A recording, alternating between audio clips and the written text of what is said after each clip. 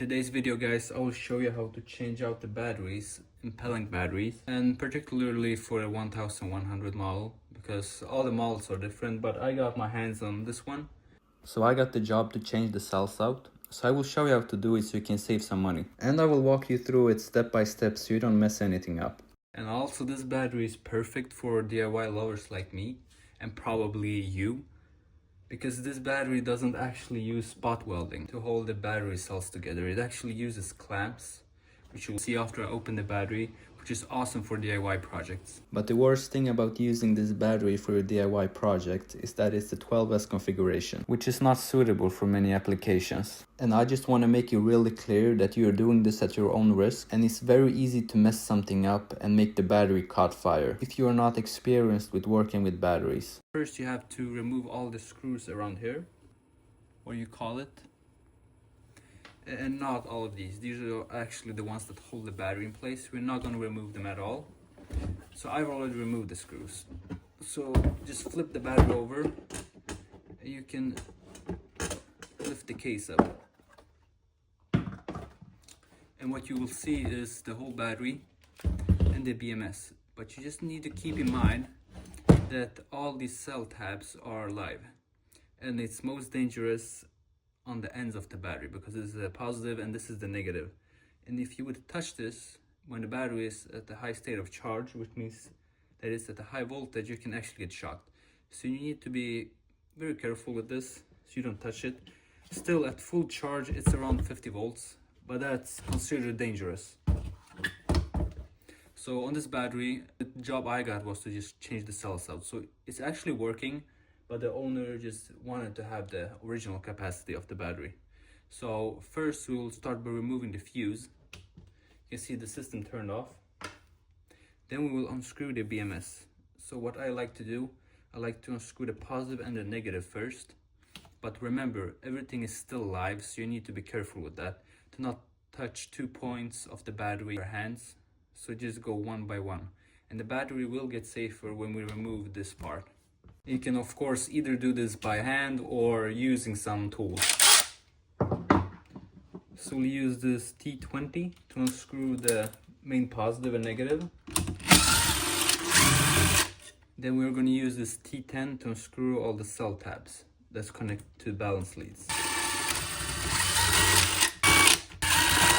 So after you removed all the screws, I like to take all the cell tabs and move them backwards.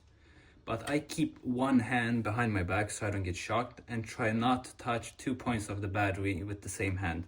So I just take all the cell tabs and bend them outwards so I can remove the BMS.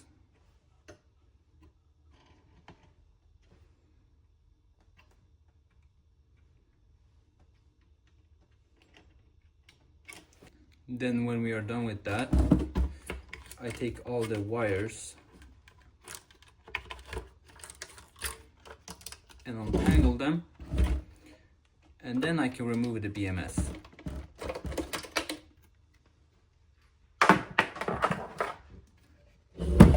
So now we have to unscrew all these screws, each and one of them, all around the battery.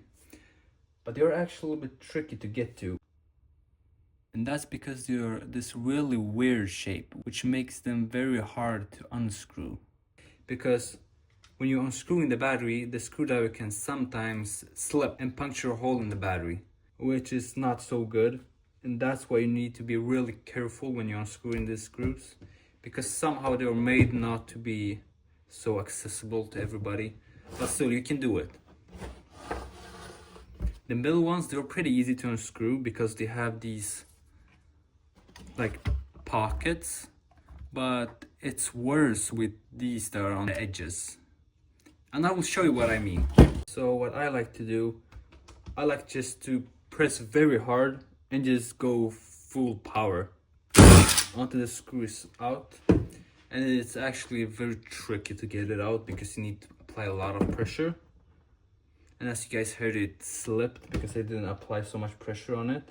But just be really careful with this part so you don't damage the whole structure of the battery. So now when we removed all the screws, we can take the top lid off. which essentially just makes the battery safe because the maximum voltage that would be across this pins is 7 volts. So you can actually safely touch it now. As I mentioned before, you can see that these are the cell tabs that touches the cells without spot welding, which is very cool. Now you just have to be ready with all your new cells. You need 8 times 12 cells, which is 96 cells. And you can of course purchase the cell you want to use. I am in my case using old cells that are used from other projects. But my recommendation if you want to have a good quality battery is to purchase an MJ1 battery cell. Just keep in mind that need to be a 18650 battery cell. Now the process is just to remove all the cells and put the new ones in.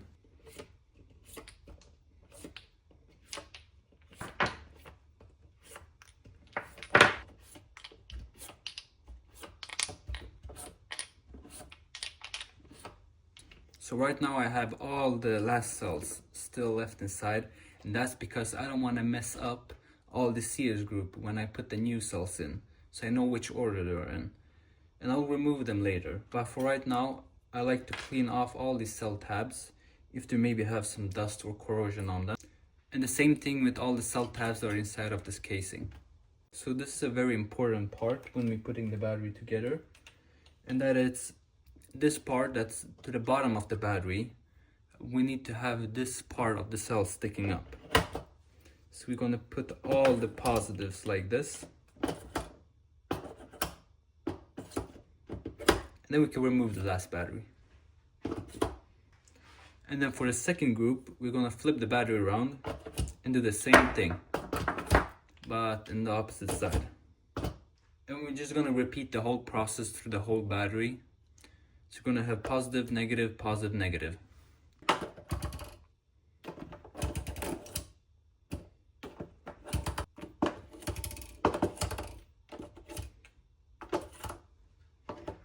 So I actually do not have enough of the same cells, so I will be using some salvage cells. But just make sure that they have the same milliamp hours, and don't do the same mistakes as me that put this one the wrong way.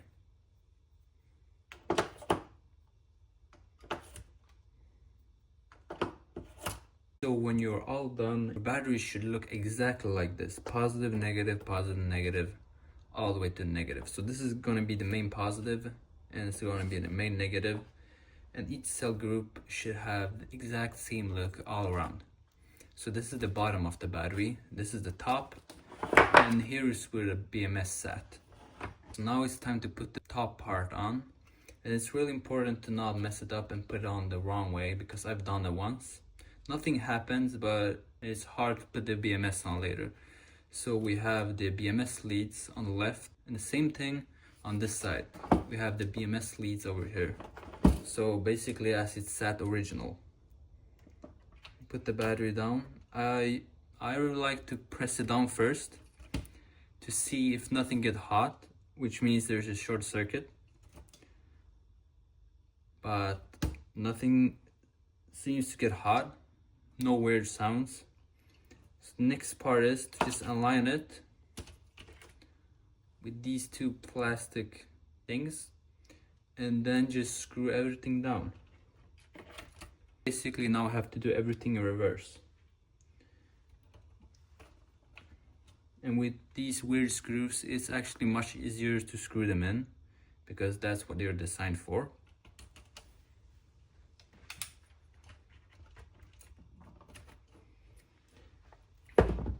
And as I screw the battery down, I like to go through the middle and work my way outwards so I get even pressure on the battery. And also when you screw everything down, these wires are gonna get live, so this is gonna be negative and positive live, so don't touch them. And make sure that these two that are really close together doesn't touch, because that will make a short circuit.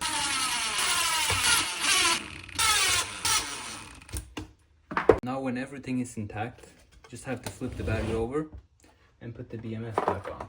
And I always like to bend these cell tabs so they are facing upwards, so it's easier to put the BMS on. So I just slide it in. And then you can see that all the BMS leads, they're aligned with the nuts on the other side. So now we just have to put the cell tabs down and screw them back together. And I like to torque them down by hand so you don't over tighten them, because these cell tabs can actually break off if you tighten them too hard. And now when we are done with all the cell connections, we're going to screw in the main positive and negative. So before we put all the wires in the correct places, let's just see if it works. So we put the fuse in, then we can flip the on-off switch. Yes, it says 13%. So before we put everything back together, we want to check all the cell voltages and see if they're close to each other. And if the cell voltages aren't close to each other, that's okay, because the BMS will balance them. But if they are very off, we can use the cell tabs to either charge or discharge the batteries, so all have the same voltage. In my case, the highest voltage was 3.6 volts and the lowest was 3.4. And in my case, I don't need to do balancing because the BMS will handle that. So we can put the negative wires back in their place. Then we move over to this side. And one thing that's important to remember with this charge port, not to flip it around, because that's going to be really hard to plug the charger in. But now it's time to close up the battery. And now we just have to screw in all the screws.